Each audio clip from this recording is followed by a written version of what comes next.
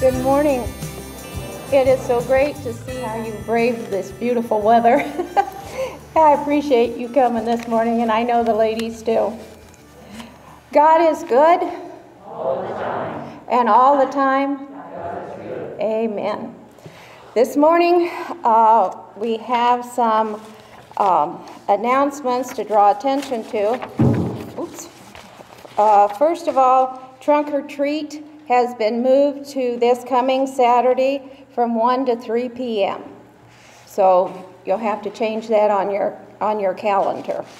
Also, there will be a manna meal this Thursday. Put that on your calendar so that you won't miss that. And let us go to the Lord in prayer this morning. Oh God, grant that today and every time we come before you in united worship and prayer, that we may be vividly aware of your presence among us. May we sense your power and protection and be revived to know deep within our hearts, minds, and souls the wonder of your grace, peace, and love, which is revealed through Jesus Christ our Lord. This morning we pray this prayer not only for those sitting in the church this morning, but for those outside of our church and around the world. Your love, presence, and wisdom are needed by us all. This morning, we lift up to you our brothers and sisters on the prayer chain and ask for healing for them. Lord, be with our government, and all those in power around the world, that they will start making godly decisions. We pray for the safety of those kidnapped in Haiti and all who live in fear. Again, Lord, you are so needed in all our hearts. Now we ask you to forgive us when we fail you, ourselves, and those around us. Lord, may all that is shared here this morning bring you glory and praise. Amen. Well, today is a special day at our church. We are celebrating United Methodist Women Day. And if you aren't aware of it, it includes all the women who attend this church. And I don't think some of us realize just what a vital part of the structure of our church the ladies are. We are also part of 800,000 other women who serve their Lord through missions around the world. I'd like to have you watch our video now as we begin to learn who we are and how we serve.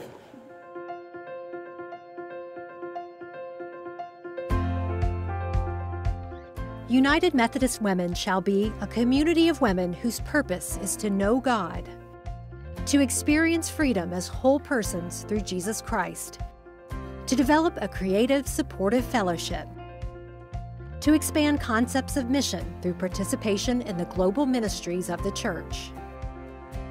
United Methodist Women began in Boston, 1869, by a handful of women who raised funds to send Isabella Thoburn and Dr. Clara Swain to India. As they cared for women, Swain and Thoburn also trained women to be educators and healthcare providers. The effect was exponential. They helped found what would become Clara Swain Hospital and Health Clinic and Isabella Thoburn College for Women, and so launched a 150-year global story that has become the story of millions of women, children, and youth. Their purpose is our purpose. We listened to women in our communities and heard stories of heartbreak and hope. Together, we built neighborhood centers and schools across the U.S., changing whole communities and countless lives. There are 98 of these institutions operating today, whose roots circle back to orphanages, boarding homes for women and children, schools, and shelters. Hundreds of dedicated deaconesses and home missioners serve local communities across the U.S. through their pledge to love, justice, and service. Most U.S. annual conferences in the United Methodist Church have at least one United Methodist Women national mission institution. We listened to our international sisters across the Methodist connection and learned about their cultures, strengths, and challenges. Together, we sent missionaries, equipped women to read the Bible through their own lens, built schools, hospitals, and clinics, and invested in clean water, micro-enterprises, and food stability in over 100 countries around the world. We started church-wide initiatives, including the US2 and church and community workers. We serve in local churches, annual, jurisdictional, and general conferences, as well as on school boards and community, state, and national legislatures. Together, we have been on the front lines of the work of racial justice in the church and in the world, gifted the United Methodist Church with the Charter for Racial Justice, and worked tirelessly for ordination rights for women. Today, United Methodist Women members are at the forefront of social issues that continue to marginalize women, children, and youth, and are currently engaged in 4 social campaigns. Just Energy for All, Interrupting the School-to-Prison Pipeline, Living Wage for All, and Ending Maternal Mortality. United Methodist Women members are stewards of all God has given, giving to the United Methodist Church first, then funding the work further through member dollars given to serve the more urgent needs of others. United Methodist Women is and will be a dynamic community of women in movement with God, experiencing and extending freedom and the opportunity to live as whole persons as we strive to understand and ever expand what it means to be in mission with women, children, and youth.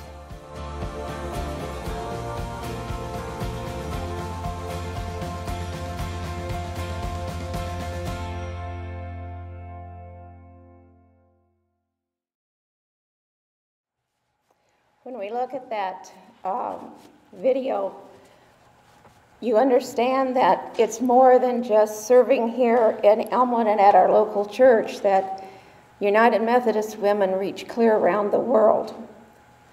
It was in 1869 when there were only 9 denominations that had women's missionary societies. But they were not really organized. They just helped where and however they could. So at this time, the Women's Foreign Missions Society was organized in Boston because of the lack of concern and help for women's health in India. At the same time, the women in Methodist and the Evangelical United Brethren churches finally organized. And we have to realize that back then, at that time in history, was so different than the time that we live in right now. Women and even the children were classified as possessions. They were legally dead or non-persons at all. In other words, they were just something that you could do whatever you wanted to with them. There was little service to women because of prejudice and limitations of cultural attitudes in the church as well as society. In 1869, Mrs. William Butler and Mrs. Edwin Barker, who were wives of missionaries in India, were home on furlough.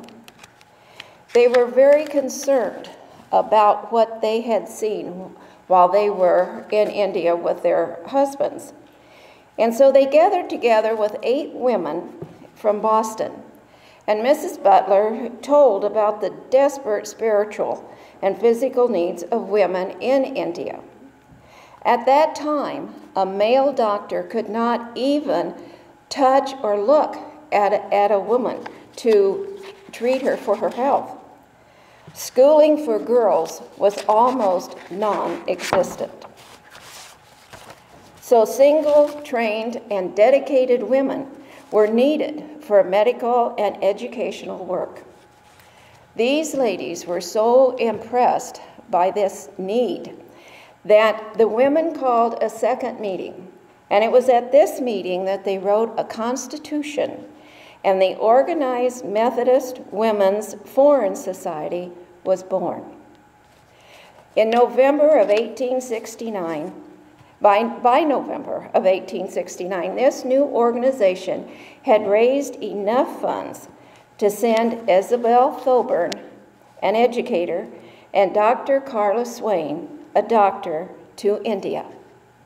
Mrs. Thoburn, with only 6 girls, started a school which grew to include Isabel Thoburn College. And it was the very first college in Asia. Dr. Swain, along with her medical work and help, built the first women's hospital in Asia. And both of these institutions are still serving the people today. In 1875, a lady named Lizzie Hoffman was instrumental in sending women missionaries to Sierra Leone in Africa. In 1879 and then in 1884, the Methodist Protestant Church and the Evangelical Association had become so powerful that they were now able to send hundreds of missionaries around the world and were supporting many, many projects. The Ladies' Aid Societies had existed for many years and finally were incorporated into the missionary societies in 1940. The reorganization and denominational mergers that followed finally resulted in 1973 for the United Methodist Women to become the Women's Mission Organization of the United Methodist Church.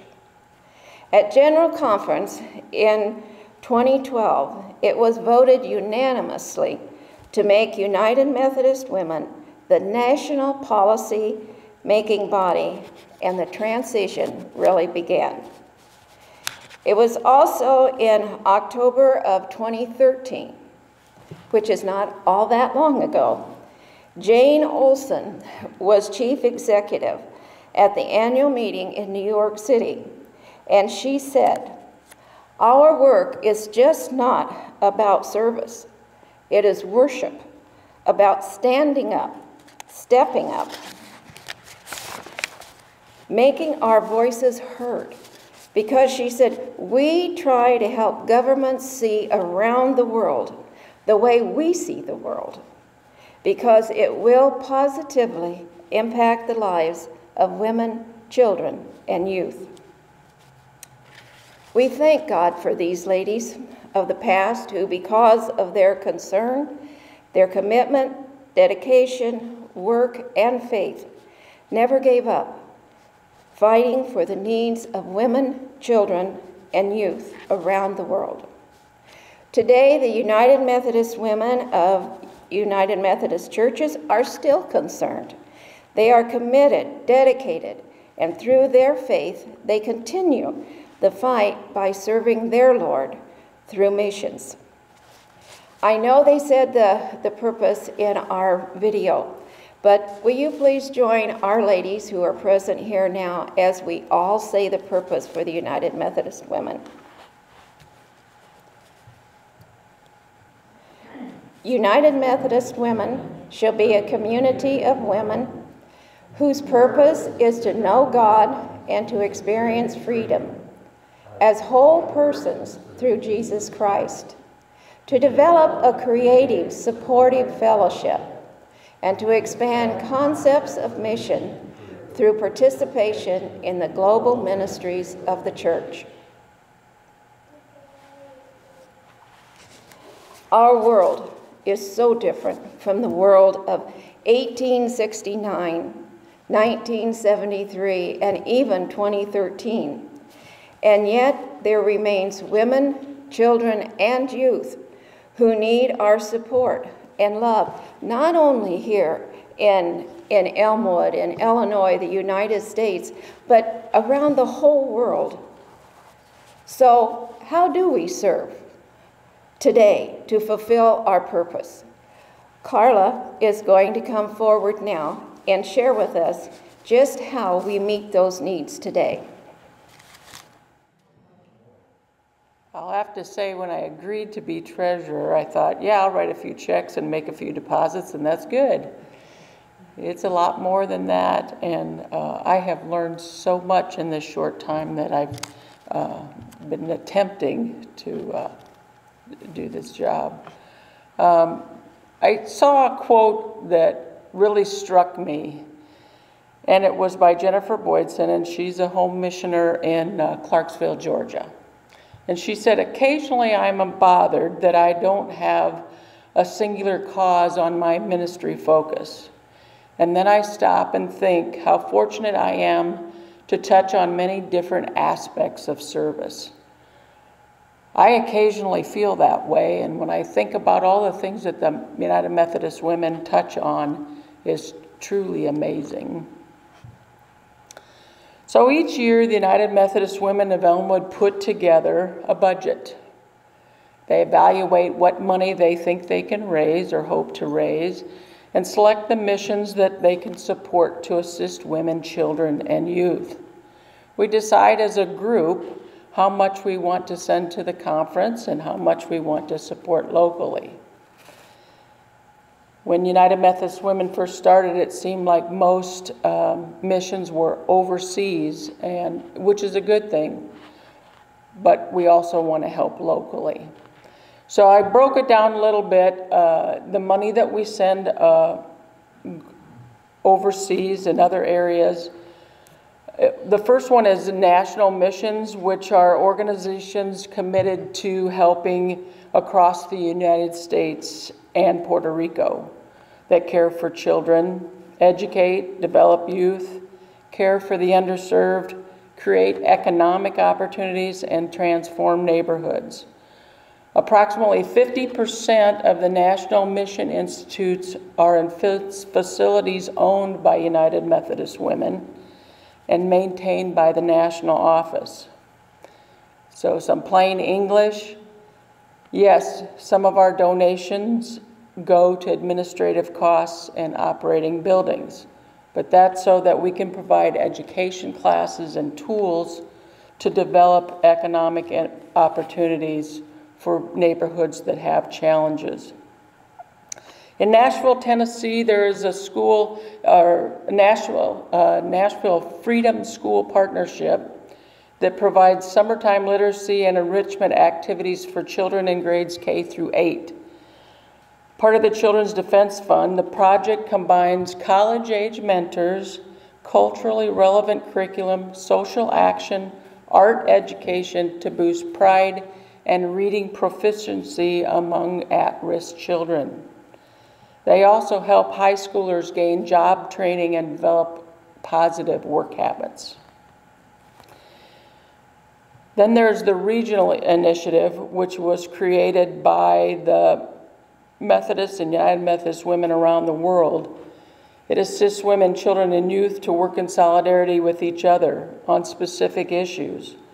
It also builds a relationship with Methodist, United Methodist, ecumenical, and grassroots programs. And they focus on health issues, gender equality, and elimination of violence among women, and support for the uprooted and marginalized. Another area that these funds support are grants for ministries, education, emerging child advocacy programs.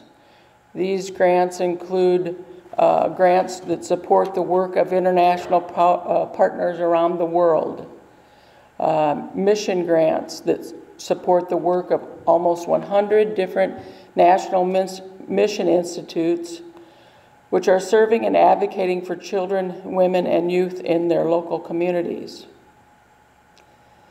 There's also a cultivation grant. The Moore Community House in Biloxi, Mississippi has helped over 300 single women so far to get higher paying jobs in the construction industry so they can support their families. Mississippi is the lowest state on wages for women compared to men. There are also social Christian social action grants. One thing that probably hits close to home is during quarantine, the rise in domestic violence and women's health was increased. Support lines and care facilities are so important to keep active. And then there is the Teresa Hover Service and Global Citizenship Award. This is an award to young women for the purpose of study, exploration, learning, and research in a subject area of their choosing that matches the United Methodist Women's priority issues. This is a grant a young student from here can apply for, so you might keep that in mind. And then there is the advocacy work for peace, justice, education, the rights of children, human rights, and farm worker rights. UMW partners with coalitions on many issues to extend the reach. 4 current campaigns are climate justice, maternal and child health, criminalization of communities of color and mass incarceration, and economic inequality. And then there's local support, right here in Elmwood. Each quarter, we donate to the general fund of the church. Each quarter, we help purchase the Upper Room devotional booklet. In the past, we have supported Cunningham Children's Home, Leslie Bates Davis House, Children Going to Camp, Vacation Bible School, the Food Pantry, local missionaries, senior citizen visits, and funeral homes, yes. But there's much more. What we do not support are programs that do not benefit women, children, and youth. We don't support organizations that don't comply with the UMC social principles. And we do not work with organizations that are discriminatory. So as you can see, the United Methodist Women have a far-reaching effect. And I don't travel a whole lot. So I think it's great that we can do this through the support of others. Last year, it was hard to raise funds due to COVID and to support any of these missions. We did a letter-writing campaign to the women of this church.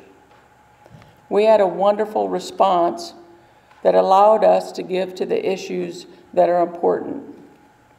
We received support in making jam, as that is a very physical task. Many came and helped can. For all that, we are very grateful. We very much want to continue supporting our women, children, and youth, especially in Elmwood. If you would like to share with us other ways that we can do that, please let us know. We are a small group of women hoping to grow, and we will share all that we can. Thank you.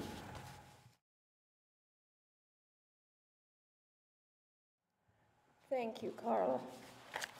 I enjoyed hearing that. I didn't know all of that, so thank you for sharing that with us. God called Mrs. William Butler, Lizzie Hoffman, Harriet Olson in their time to meet the needs of their time.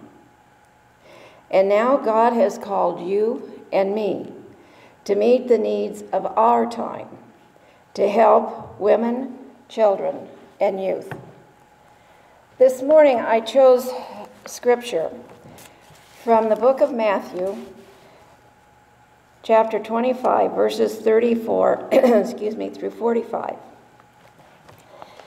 At this time, Jesus is speaking to a group of people, his disciples, plus many others, outside of Bethany. And he's speaking in parables like he, usually does. But this time he's using challenging words for them to hear, because it's only 3 days before he begins his suffering. And so he's speaking about his death and what will take place when he returns. And he describes a scene that will occur at the end of time when the Son of Man sits on his throne in all of his glory. And those in front of him at that time will be judged on the basis of their response to human needs.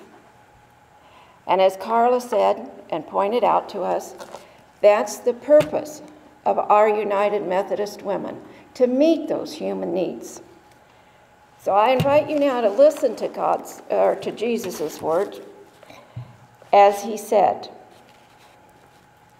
"Then the king will say to those on his right, 'Come, you who are blessed by my Father, take your inheritance, the kingdom prepared for you since the creation of the world. For I was hungry, and you gave me something to eat. I was thirsty, and you gave me something to drink. I was a stranger, and you invited me in. I needed clothes, and you clothed me. I was sick, and you looked after me. I was in prison, and you came to visit me.' Then the righteous will ask him, 'Well, Lord, when did we see you hungry and feed you, or thirsty and give you something to drink? When did we see you a stranger and invite you in, or needing clothes and finally clothing you? When did we see you sick in prison or go to visit you?'" This is the verse that I want you to listen to. This is how Jesus will respond to them and answer this question. The king will reply, "I tell you the truth. Whatever you did for one of the least of these brothers of mine, you did for me."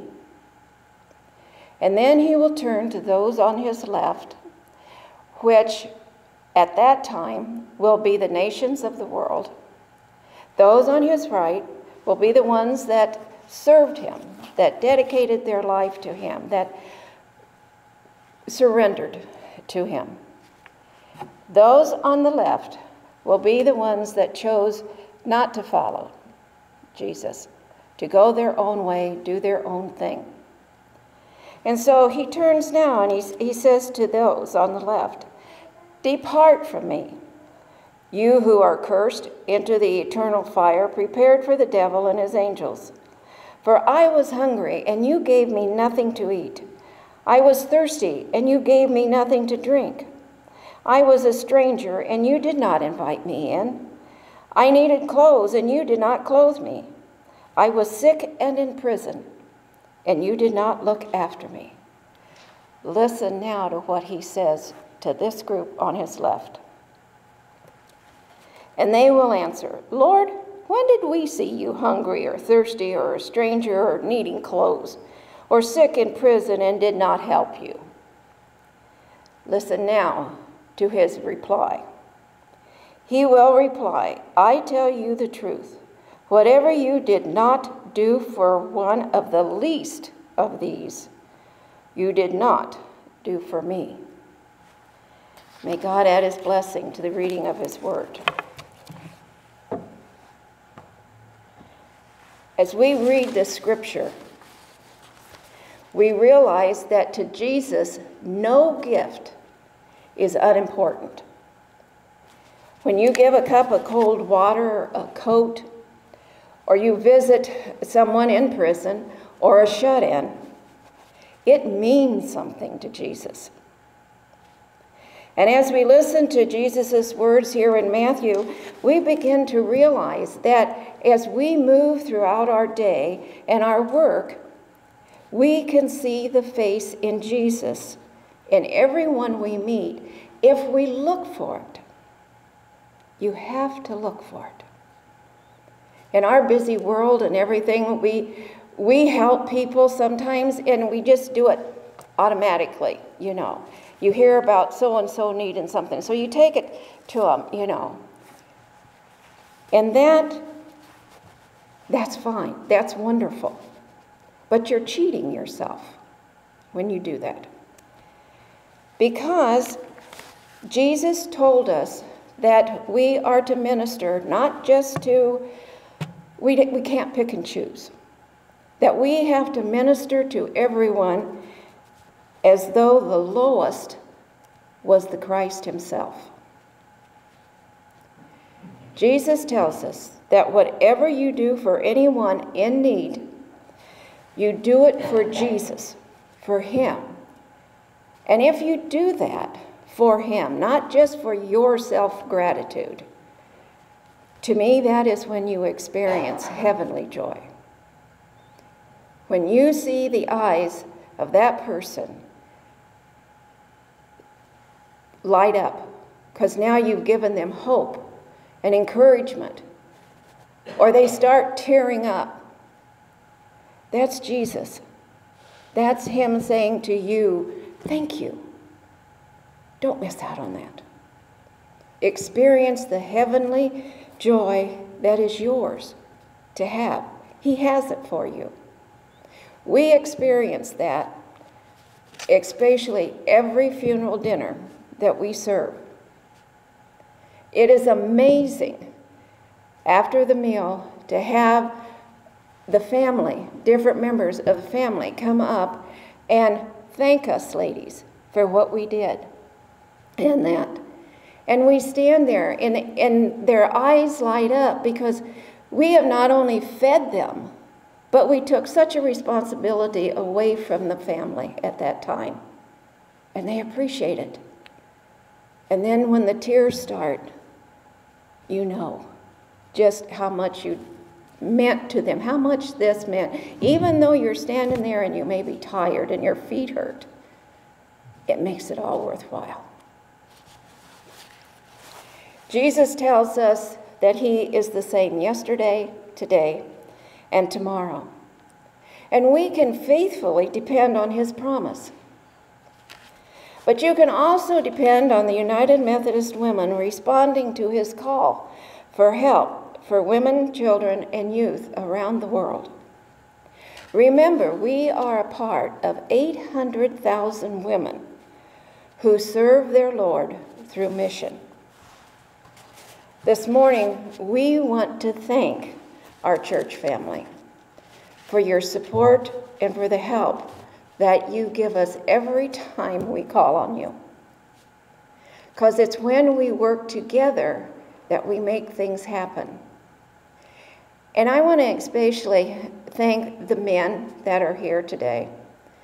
Because you always answer our call. You come up and put up tables. You carry things from the church up to the park for our different projects. And that means so much. And guys, be proud of your ladies.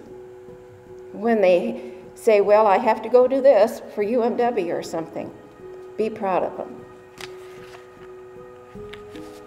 As long as the need to help women, children, and youth exist, United Methodist Women here and around the world will be committed faithfully to respond to that need by putting our faith, hope, and love in action.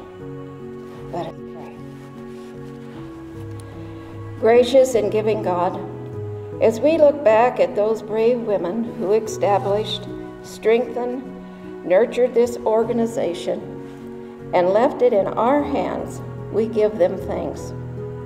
We ask you to guide us in our commitment that we may leave it even stronger and a more faithful witness to future generations of Methodist women. Lord, listen now as we pray the prayer you taught your disciples so long ago. Our Father, who art in heaven, hallowed be thy name. Thy kingdom come, thy will be done on earth as it is in heaven. Give us this daily bread, and forgive us our trespasses, as we forgive those who trespass against us. And lead us not in temptation, but deliver us from evil. For thine is the kingdom, and the power, and the glory forever. Amen. We have listened to the word of God.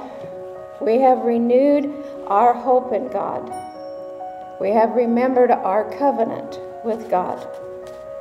Go forth into this week in the light of God's grace and love and the assurance that God will go with you.